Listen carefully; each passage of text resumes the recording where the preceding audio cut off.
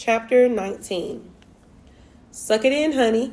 I sucked in my stomach and stood in front of a three-way mirror in the women's changing area of Northrop's Fashion Central, wearing a green shirt and a green checked skirt and a fat leather belt with a silver buckle that Alice had scooped from a 50% off basket like a prospector, finding a hunk of gold in a string. I grinned. Alice adjusted the belt, poofed the shirt out a bit. I always told my customers the beginning of true beauty is how you feel inside. I feel pretty good, Alice.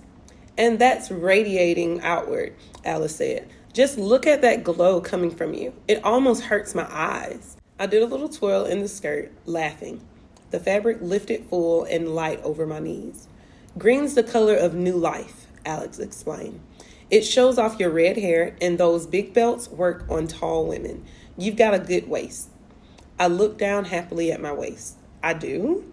I couldn't wear a belt like that to save my pension. We found another green shirt, a few green sweaters. I kept looking at myself in store windows, in mirrors. I was so used to not looking. Sales clerks' eyes didn't cloud up when they waited on me. They kept eye contact, didn't look away. People always leaned closer to Faith when she was shopping. When Alice and I returned to Mrs. Gladstone's, I don't mind saying it, I looked great. My eyes seemed brighter, my face looked sparkly, my hair was close to perfect. Alice was being humble like all great miracle workers, saying she didn't do much, really. Mrs. Gladstone beamed at me and insisted I take the rest of the day off. Go, she said, pushing me out the door. Clear your mind. My mind doesn't work that way, Mrs. Gladstone. It needs to have things in it. Go! But where?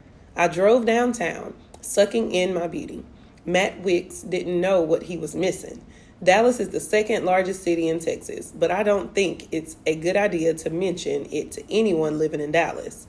I was driving past the Dallas Public Library, thinking how Opal and I could make this day into a party. We'd walk into stores pretending we were rich. We'd make up stories about people we saw. Opal was always looking to have fun, and even when it wasn't appropriate, like in school. School, I tried to tell her, is about pain, pressure, and homework, but she'd never listen. The problem with you, Jenna, she'd say, is you're too responsible. I guess she's right, but I don't think I can change. I turned left and headed back toward the Dallas Public Library. There was something I had to do. I was sitting at a library study table. My grandma always said that God made libraries so that people didn't have any excuse to be stupid. Close to everything a human being needed to know was somewhere in the library. There was plenty I needed to know. I just typed Waldman Ken into the library computer, pressed search, and came up with 5 articles about him. I had them piled in front of me on the table and was studying his angular face on the cover of Fortune magazine, trying to figure out what he wanted with more shoe stores when he seemed to have enough already. I looked at Ken Woolman's blue eyes, bright like flames. He was looking right at me, it seemed, hands on his bony hips, shoulders shoved back. He didn't look like a man who would sell second-class shoes, second-class anything for that matter.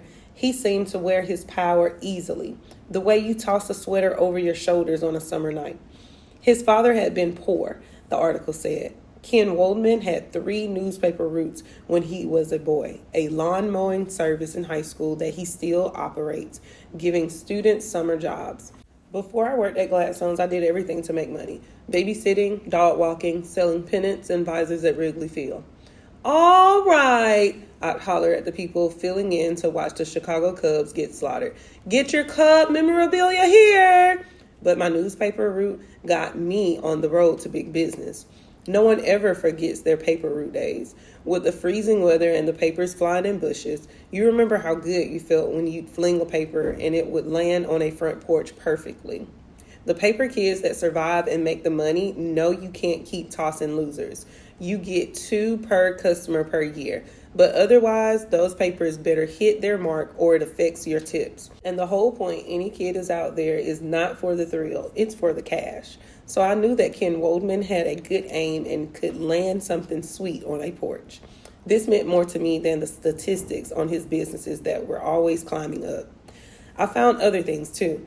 how the shoe warehouse went from 4 stores to 413 in 5 years by buying up some small shoe chains and turning them into warehouse clones. The Wall Street Journal called it unprecedented growth. I found out that their stock had started at $10 a share and had risen to $41. A searing stock the hot funds love, proclaimed Money magazine. This guy was golden. But more than that, I knew he wasn't afraid to stick his neck out because he'd been a paperboy and mowed lawns.